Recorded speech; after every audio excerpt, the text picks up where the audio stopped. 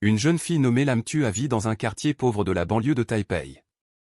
Elle est célèbre pour son bon cœur et son sourire aussi éclatant que le soleil. La vie de Tua est pleine de difficultés car elle doit effectuer de nombreux travaux différents chaque jour pour joindre les deux bouts, de la livraison de marchandises au nettoyage de petits magasins. Mais peu importe la difficulté, elle garde toujours un esprit optimiste et est prête à aider les autres. Un matin froid, Tua venait de terminer une livraison de marchandises et prévoyait de s'arrêter dans un restaurant en bord de route pour acheter des boulettes pour le petit déjeuner. Alors qu'elle s'approchait, un vieil homme en haillons et à l'air hagard se tenait devant la boutique, tremblant, levant la main pour demander de la nourriture. Le propriétaire du restaurant lui a lancé un regard méprisant et l'a chassé bruyamment. « Tu n'as pas d'argent et tu oses venir ici pour mendier ? Va ailleurs. » Le vieil homme baissa la tête et sortit par la porte, l'air fatigué comme s'il était sur le point de tomber. Incapable de le supporter, Tua s'avança pour soutenir le vieil homme, puis se tourna vers le propriétaire du magasin. « Il a très faim, s'il vous plaît, vendez-moi 2 boulettes. » Elle fouilla dans sa poche et il ne lui restait que quelques billets pour acheter du pain. Le tendant doucement au vieil homme, elle dit « Grand-père, prends ça et mange-le pour te réchauffer l'estomac. » Le vieil homme la regarda avec émotion dans les yeux. « Merci, vous êtes très gentil. Tout le monde ne traite pas les pauvres aussi bien que vous. » Après avoir fini de manger, le vieil homme demanda « Ah, comment t'appelles-tu ? Que fais-tu ici ?» Tua sourit. « Je m'appelle Lam Tua, je travaille suffisamment pour gagner ma vie. As-tu un endroit où tu dois aller pour que je puisse t'emmener un peu ?» Le vieil homme secoua la tête, ses yeux brillants de profondeur. « N'as-tu pas peur qu'aider un étranger comme moi t'apporte des ennuis ?» Tua sourit doucement. « Aider les nécessiteux ne doit pas être calculé. N'oubliez pas de prendre soin de votre santé. » Elle partit, n'oubliant pas de laisser son numéro de téléphone sur un petit bout de papier, afin que le vieil homme puisse la contacter en cas de problème. Alors que Tua disparaissait, une voiture de luxe s'est arrêtée à proximité. Un jeune homme, vêtu d'un costume soigné, sortit de la voiture et se dirigea vers le vieil homme. « Grand-père, tu t'es encore enfui pour tester les autres. Je t'avais dit de ne pas faire de telles choses. » Le vieil homme rit de bon cœur en frappant le sol avec son bâton. « Mon fils, je viens de rencontrer une fille merveilleuse. Si tu l'épouses, ma vie sera en paix. » L'homme fronça les sourcils, l'air agacé. « Grand-père, tout le monde fait semblant d'être gentil ces jours-ci. Comment pouvons-nous lui faire confiance ?» Le vieil homme ne dit rien de plus, il tendit simplement un morceau de papier avec un numéro de téléphone.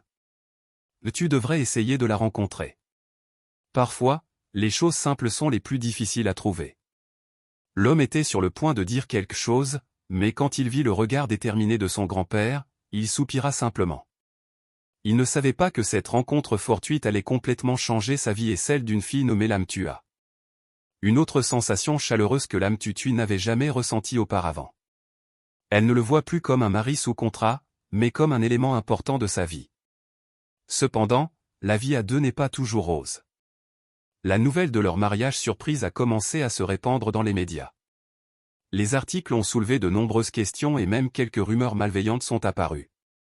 Un jour, Lam Tua a reçu un appel de la mère de Kyung Kok. Elle lui a demandé de le quitter. « Quelles que soient vos raisons pour faire cela, rappelez-vous que vous n'appartenez pas à notre monde, » a-t-elle dit, sa voix pleine d'autorité. Lam Tua avait le cœur brisé mais restait calme. Elle savait que ce n'était pas seulement un défi pour elle-même, mais aussi une opportunité de prouver que le véritable amour ne dépend pas du statut ou de l'argent. Pendant ce temps, Kyung Kok, après avoir pris connaissance de l'histoire, a franchement confronté sa mère. Pour la première fois, il a défendu Lam Tua devant elle. « Elle n'appartient peut-être pas à notre monde, mais elle est le monde que je veux protéger, » a-t-il déclaré, le regard déterminé. Peu à peu, la distance entre eux s'est réduite, non seulement à cause d'événements extérieurs mais aussi de petits moments de la vie quotidienne. Kyung Kok s'est rendu compte que la présence de Lam Tua rendait non seulement sa vie moins solitaire, mais l'aidait également à devenir une meilleure personne. Quant à Lam Tua, même si elle n'osait pas l'admettre, son cœur avait commencé à palpiter face à ce changement. Ainsi, de deux inconnus contraints de vivre ensemble pour des raisons pratiques, ils ont peu à peu trouvé le sens du mot « famille ». Mais la question de savoir si leur relation peut transcender les limites d'un contrat reste ouverte. Au fur et à mesure que les jours de vie commune passaient, la relation entre Lam Tutui et Kyung-kok n'était plus forcée ni réticente. À partir de petits conflits, les deux apprennent à comprendre et à partager. Ce sont les moments inattendus et les petites actions qu'ils ont faites l'un pour l'autre qui ont lentement planté les graines de l'amour dans le cœur de chacun. Un matin, alors que Lam Tutui dormait encore, Kyung-kok s'est réveillé et a vu son visage sous la douce lumière du soleil à travers les rideaux. Ce visage paisible et innocent lui faisait ressentir une tendresse qu'il n'avait jamais ressentie auparavant. En un instant, il réalisa qu'il ne considérait plus Lam Tutui comme une épouse contractuelle. C'était elle qui lui réchauffait la vie, la seule qui lui faisait sentir qu'il n'était plus seul. Abasourdi, il la serra immédiatement dans ses bras, « Merci de m'avoir donné la chance de t'aimer. » À partir de ce moment, leur amour n'était plus un bourgeon timide, mais commença à fleurir, brillant et sincère. Ils savent que la route qui les attend est semée d'embûches, mais tant qu'ils sont ensemble, ils croient qu'ils peuvent tout surmonter. L'amour de Lam Tutui et Kyung-kok, bien que beau comme un rêve, doit encore faire face à des tempêtes auxquelles aucun d'eux ne s'attendait. En sortant de leur petit monde, ils rencontrent une réalité complexe où la vérité, la pression familiale et les préjugés sociaux commencent à créer des barrières. La nouvelle de leur relation est finalement parvenue à la famille de Kyung-kok. Sa mère, Madame Tran, était une femme puissante et stricte qui ne pouvait accepter le fait que son fils soit attaché à une fille indigne. Elle a demandé à Kyung-kok de mettre fin immédiatement à la relation, et a même pris rendez-vous avec Lam Tutui pour lui donner un avertissement. « Qui penses-tu être pour pouvoir entrer dans cette famille ?» Madame Tran a dit froidement, « L'amour est un luxe que les gens comme vous ne peuvent pas se permettre. » Lam Tutui ne répondit pas, mais son cœur souffrait infiniment. Elle comprenait bien son passé et ses circonstances, et ses mots semblaient toucher le malaise le plus profond de son cœur. Cette nuit-là, elle a décidé de parler à Kyung-kok. « Nous devrions arrêter, dit-elle, les larmes coulant sur ses joues. Je ne veux pas que tu aies à choisir entre moi et notre famille. » Mais Kyung-kok n'était pas d'accord. « Je me fiche de ce qu'ils disent. La personne avec qui je veux être, c'est toi. » Il lui tenait fermement la main, le regard déterminé, « Nous sommes arrivés jusqu'ici. Penses-tu que je vais les laisser gâcher tout ça ?»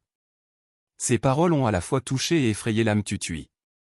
Elle sait que Kyung-kok l'aime, mais cet amour est-il assez fort pour résister aux pressions qui l'entourent? Pendant ce temps, un rival commercial de Kyung-kok a commencé à profiter des informations sur leur relation pour répandre de fausses rumeurs, affectant son image et son travail. Des articles sensationnels et des rumeurs selon lesquelles Lam Tutui comptait sur Kyung-kok pour faire avancer sa carrière ont inondé les journaux. Lam Tutui avait l'impression de devenir un fardeau, non seulement pour Kyung-kok mais aussi pour la carrière qu'il avait travaillé si dur à construire.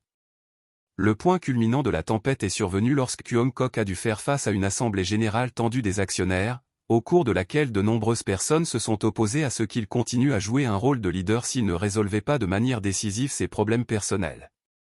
Kyung-kok était fatigué, mais il n'a jamais blâmé Lam Tutui. Au contraire, il est devenu plus protecteur envers elle, même lorsqu'elle-même lui a proposé de partir pour qu'il puisse être soulagé. « Ne pense jamais que tu es le problème, dit-il, sa voix pleine de détermination. Si nous rompons, ce sera ma plus grande erreur. » Au milieu des défis, une personne apparaît, apparemment un ennemi, mais s'avère être un allié. Cette personne est le grand-père de Kyung-kok, la personne qui détient une voix importante dans la famille. Bien qu'il ait initialement agi avec distance envers Lam Tutui, après avoir été témoin de son sacrifice et de sa sincérité, il a changé d'attitude. Un jour, il les a réunis tous les deux et leur a dit, « L'amour n'est pas quelque chose qui peut être contrôlé par l'argent ou le pouvoir. Si vous vous aimez vraiment, je serai à vos côtés. » Les paroles du grand-père semblaient donner de la force à Kyung-kok et à Lam Tutui. Mais la guerre n'est pas encore terminée. Bien que la famille de Kyung-kok ne s'y oppose plus publiquement, elle continue à faire secrètement pression sur Lam Tutui, espérant qu'elle se retire. Constamment entourée, et même les moments passés ensemble sont parfois teintés de tension. Pourtant, malgré les difficultés, leur amour a grandi. Lam Kyung-kok et Nguyen Tutui comprennent que ce défi n'est pas de les séparer, mais de prouver que le véritable amour peut tout surmonter. Tutui n'est plus la fille timide et craintive qu'elle était. Elle a appris à faire face aux choses, à rester forte aux côtés de l'homme qu'elle aimait et, surtout, à s'aimer elle-même pour ne plus se sentir comme un fardeau. La tempête a semblé durer une éternité, mais elle s'est progressivement calmée. Ce qui reste après tout, c'est un amour fort, forgé à travers les épreuves et la confiance. Tutui et Kyung-kok savent que le chemin à parcourir est encore plein de difficultés, mais ils sont prêts. Parce que désormais, ils ne sont plus seulement deux individus, mais un couple qui a surmonté ensemble les plus grandes tempêtes de la vie. Dans leur amour depuis le début, Lam Min-tu, le père de Kyung-kok, prit la main de Tutui et dit « Bienvenue dans la famille ». C'est à ce moment-là que Tutui sentit le plus clairement qu'elle avait enfin trouvé sa place dans le monde de Kyung-kok. Après leur mariage, ils ont déménagé dans une petite maison dans la banlieue de Taipei, où ils ont pu profiter de la vie paisible dont ils rêvaient tous les deux. Tutui a continué à poursuivre sa passion pour l'écriture et, avec les encouragements de Kyung-kok, elle a publié son premier roman. Le livre a non seulement reçu un accueil chaleureux, mais a également confirmé qu'elle avait trouvé sa propre voie. Kyung-kok, quant à lui, continue de diriger l'entreprise familiale mais donne toujours la priorité au temps passé avec sa famille. Les matinées passées ensemble autour d'une tasse de thé, les sorties spontanées ou simplement la préparation du dîner ensemble deviennent pour eux des moments précieux. Kyung-kok plaisante souvent, nous avons vécu en couple avant de nous marier, mais maintenant j'ai un certificat. Personne ne peut te voler. De nombreuses années plus tard, lorsqu'ils accueillirent leur premier enfant, une petite fille aux yeux brillants comme Kyung-kok et au sourire chaleureux comme Tutui, leur vie devint encore plus complète. En regardant sa petite famille, Tutui réalisa que chaque défi du passé ne faisait que rendre le présent plus significatif. Mais surtout, elle a trouvé le véritable amour, un amour qui n'est pas seulement une romance passagère, mais un compagnon durable à travers toutes les tempêtes de la vie. Maintenant, debout au milieu du jardin fleuri où son histoire a commencé, Tutui sourit à Kyung-kok et murmura « Si c'est le destin, alors je remercie la vie de t'avoir amené ici à tes côtés. » Kyung-kok, comme toujours, a répondu avec un regard doux et une poignée de main serrée, comme une promesse que ce bonheur durerait pour toujours.